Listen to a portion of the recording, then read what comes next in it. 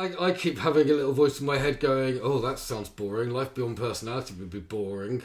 Where's the fun in that? It wouldn't be much fun if I lived beyond personality, and if everyone lived beyond personality, gosh, that would be incredibly boring. Nothing interesting would ever happen. The thing to say about that is that to the personality, this is boring. Stillness is boring to the personality, isn't it? Personality likes excitement. And emotion and upset and everything. It's funny you should mention stillness and excitement, because recently I've been aware as well of how excitable my personality can get, how excited it can be about being excited. Exactly. And the concept of stillness is really powerful. It can stop me dead. It can shut me up and just bring me back to myself. So I can find myself in a situation with people not being conscious, talking, getting excited, and then suddenly I'll just think, the word stillness will come and I'll just be completely flummoxed or floored. Yeah, the personality is entranced by excitement, and it keeps you entranced by the energy of it. So when you said that, I just remembered being swung as a kid, and the exhilaration and excitement of that is entrancing, and addictive. You just want more of it. Look, let's be clear. There's different sides to life. There's energy that's up, and there's energy that's still. And there's nothing wrong with energy that's up. It's what the personality does with it. The personality gets hooked on upward energy and uses it to counteract the wound and going in the direction of feelings and feeling. So it's only when it becomes like an addiction that there's anything that becomes difficult about it in terms of this. I could feel excited about something, and it would be a feeling, and I would feel it, but it wouldn't be an addiction, because there's the roots and the wings, and there's the depth that counteracts it, and that within which it arises. It's the entrancement with it, and the addiction to excitation, and it's not just excitation, it's drama and emotion. The personality loves all that, and as you've just expressed, it's like, what would my life be without it? Well, you're right. Without it, it is a very different life. You're not hooked on those things, and those things dwindle away, but the difference is that the entrancement with all that has gone. So I'm not.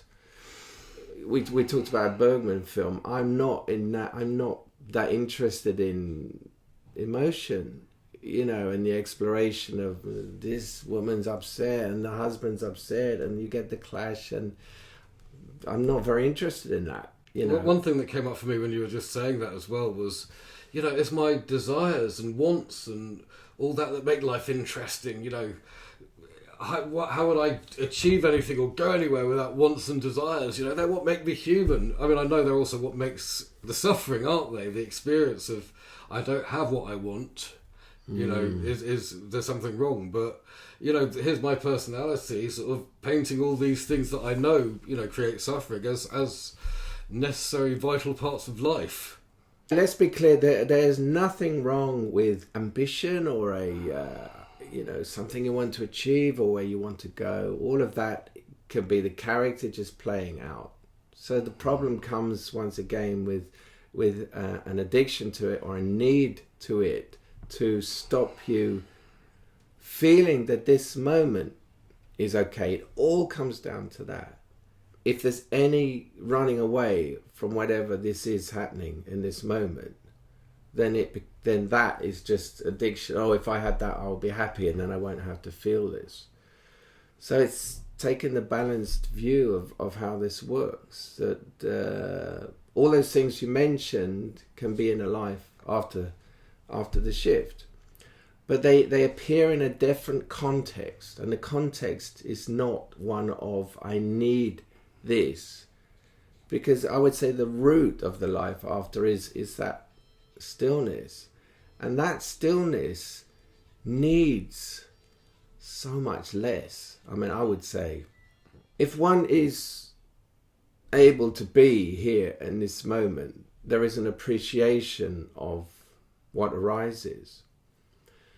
And the idea of, when I get this, I'll be happy, kind of disappears, because, well, actually, you know, I'm pretty fulfilled by what's arising here. So, of course, there can be circumstances which are not so comfortable. And the point of this is that those are not run away from either. Not just circumstances, but feelings.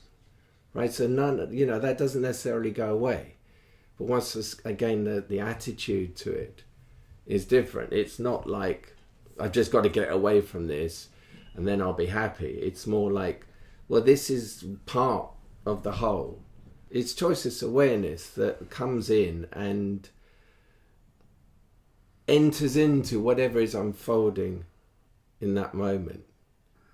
No, I was saying that the arising of personality that overlays this moment is something that's happening in this moment. So it's just what is. So it's just what is, but it's not the experience of what I've called the natural state. It's not the experience of freedom. It's the experience of the influence of that personality.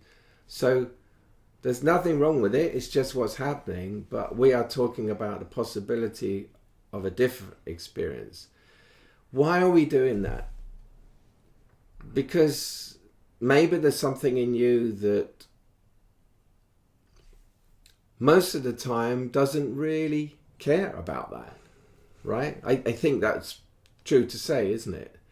But at times of suffering, there is this like, I want to get out of this. This is not nice. And I do know that there is another way of living because you've experienced it. And I'm offering a kind of bridge. I'm not offering any techniques, but I'm offering a kind of bridge, which is really just the unveiling and the description of what this is. So it's almost like building an invisible bridge. And that's all I can do. All I can do is describe it from this perspective, this like invisible bridge. And you have to walk over the bridge into this moment in which somewhere you already are. But walking over the bridge means leaving behind that shadow of the personality and therefore the effects. It's like that castle, isn't it? You know, it's both imprisons you and protects you. I think is what. When you say walk over the bridge, it's like leave the castle of the personality. Yeah. Again, the personality makes you feel secure, but it's also what limits. I think that's a very good point. It does protect you, and that's why you don't want to leave it. So it's a very peculiar position because there's part of you that wants this. The part that's experienced what it's been to be beyond this wants this. And there's a huge part of what you take yourself to be that doesn't want this because it seems to be the enemy, because you will leave the castle and you won't have the protection of the castle. And that one thinks, well, how are you going to survive without me? Or... Without the castle? And that's another talk, isn't it? That's a big subject.